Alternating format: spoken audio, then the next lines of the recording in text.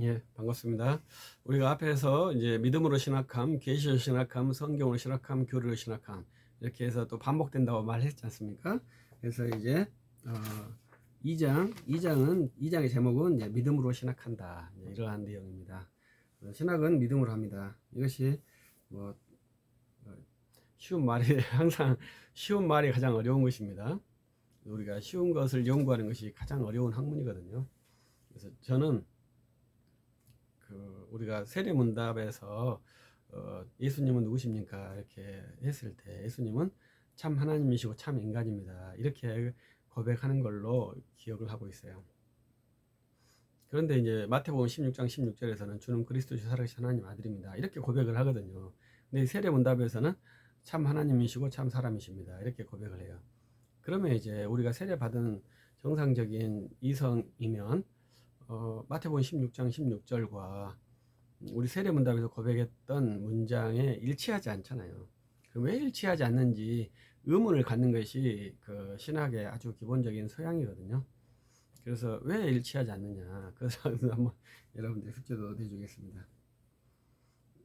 그 다음에 신학은 믿음으로 합니다. 이건 당연한 것 같지만 믿음의 정의부터 시작한다면 굉장히 복잡한 말이 됩니다. 신학은 창조주 하나님을 아는 지식을 얻는 학입니다. 창조주는 무한한 영이시고 절대적인 인격이십니다. 이런 존재는 필연적 존재에서 스스로 계시고 영원토록 존재하십니다. 창조주 하나님이 자기 존재의 원인이시고 자기로 말미암아 존재하십니다. 곧 자기 스스로 계십니다. 자기 자신으로 말미암아 존재하시고 자기 자신으로 말미암아 영원히 존재하십니다. 무한한 영이신 하나님은 권능과 지혜가 무한하여 만물을 무에서 창조하셨습니다.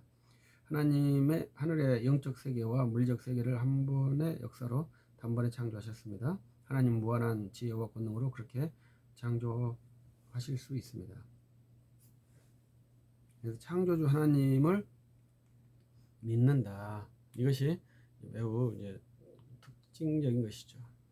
중세기 시대 이후로 창조주 하나님을 이성으로 믿는다, 이성으로 이해할 수 있다, 이러한 시도를 했고요.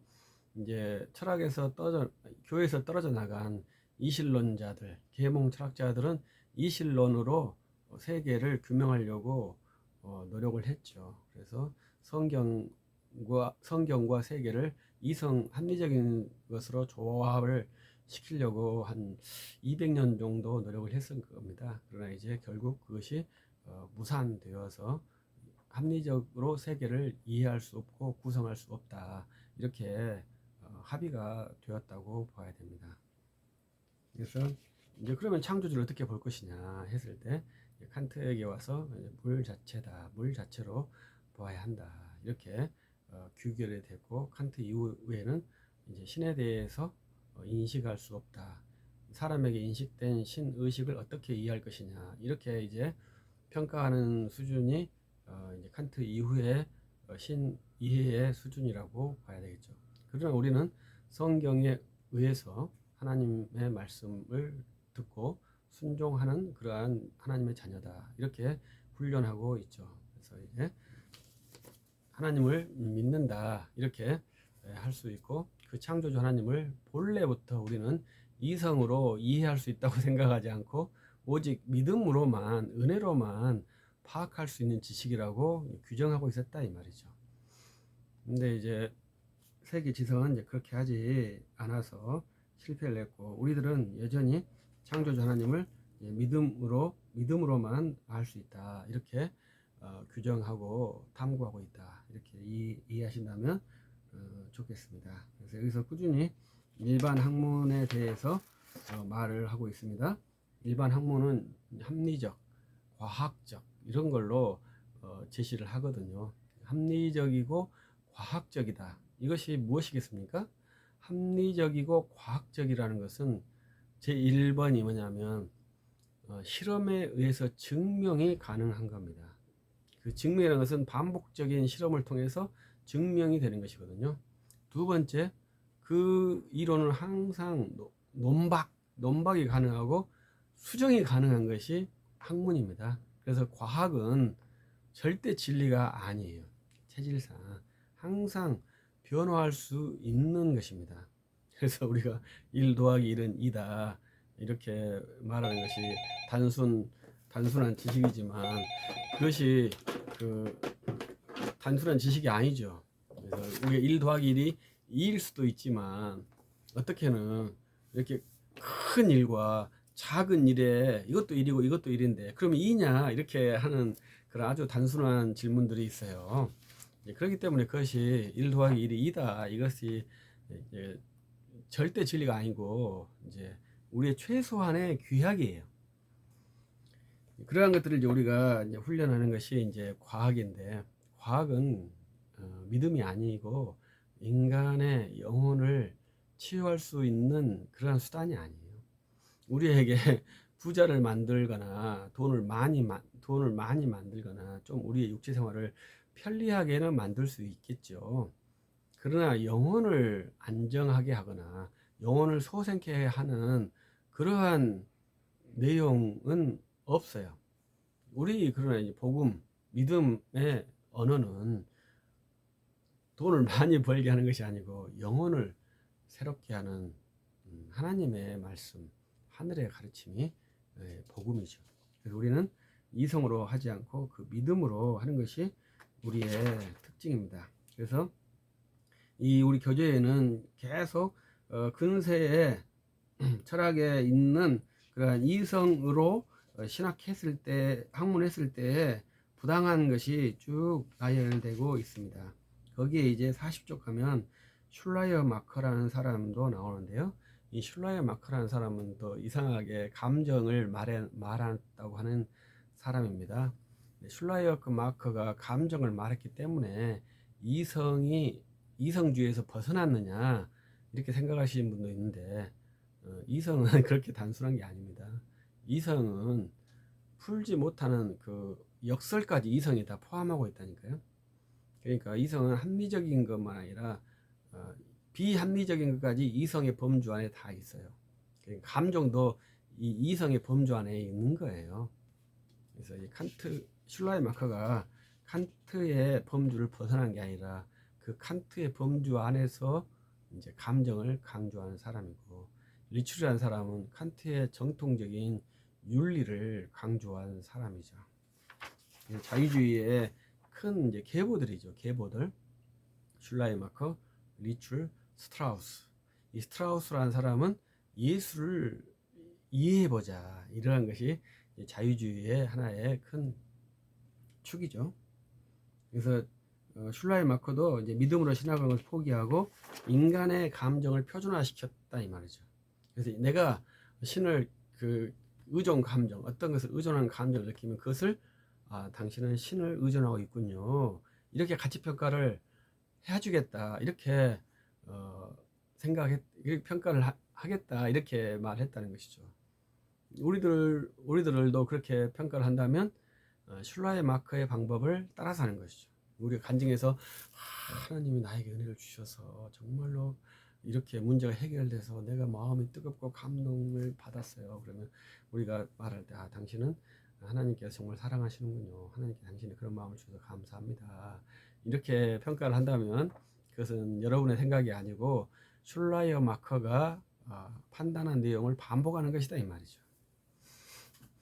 근데 우리는 어떻게 하겠습니까? 우리는 그렇게 말하면 이제 감사하다, 훌륭하다 이렇게 말을 하는 사람입니다만은 진짜로는 거기 안에는 복음의 내용이 없거든요.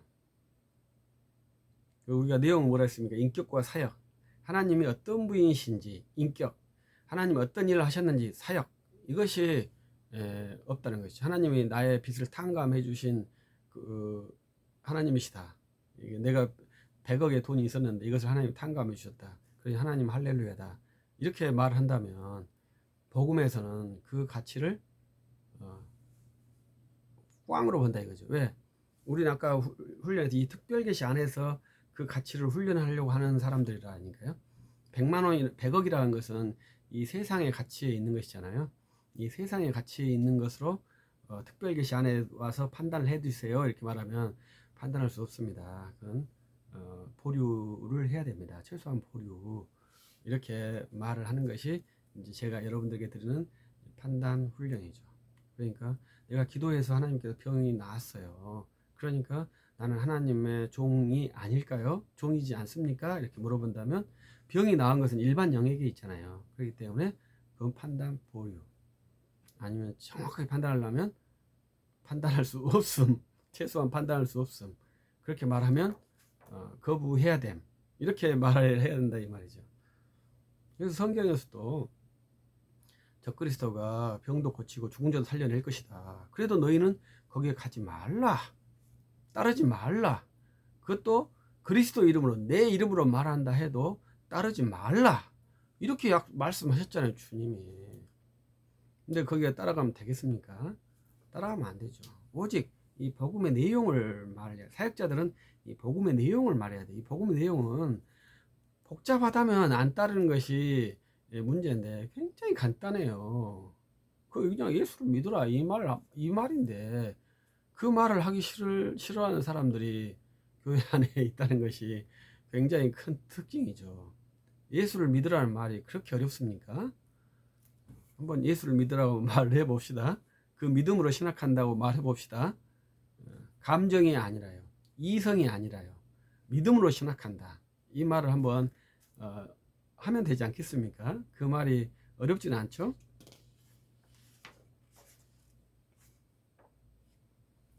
그리고 여기서 이제 전문적인 신학 용어가 하나 있는데요. 이것은 51쪽에 원형 신학, 모형 신학 이러한 약간 좀 전문 용어죠. 네, 저는 이러한 전문 용어를 썩 좋아하지는 않습니다. 서 교수님도 이것을 이제 후대에 이제 우리 한국 신학계에서 사용되기 때문에 첨언했다고 생각을 하거든요. 근데 이제 원형 신학과 모형 신학 이렇게 어려운 말을 신학에서 자주 하는 것은 좀 좋지 않다고 생각하고, 우리는 원형 신학이라는 것은 우리는 원형 신학을 모른다는 거예요. 모형 신학만 안다는 거예요. 모형 신학 하나님께서 우리에게 주신 신학이거든요.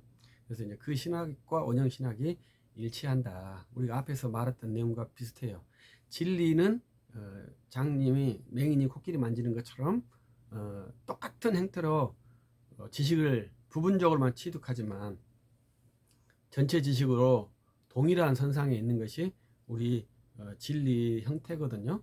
그런 것을 이제 말하는 것이고요.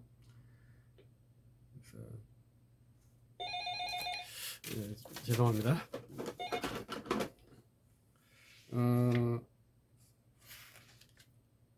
그래서 이 믿음으로 신학한다. 그 다음에 신학의 대상은 우리가 아까 우리 그게 똑같은 걸 또 반복할 수밖에 없는 건데요. 네, 교재의 특징이 그렇습니다. 예. 존재와 사역. 그걸 꼭 그러니까 저도 이제 그 훈련을 했기 때문에 존재와 사역 이것이 그 트리구조로 쭉 내려가게 되어 있거든요. 이런 구도로 되어 있습니다. 존재는 삼위일체 하나님, 그 다음에 사역은 창조, 그 다음에 섭리, 그 다음에 구원, 창조의 완성과 그 다음에 이렇게 되어 있습니다. 그래서 이러한 내용으로 우리가 사역 학문을 진행한다면 좋겠습니다. 오늘 이번 시간은 좀 짧게 마치도록 하겠습니다. 이렇게 이제 하고 있는데 전화가 자주 들어오네요. 미안하게 생각하고, 또 다음에는 4장 신학의 근본 원리에 대해서 시작하겠습니다. 감사합니다.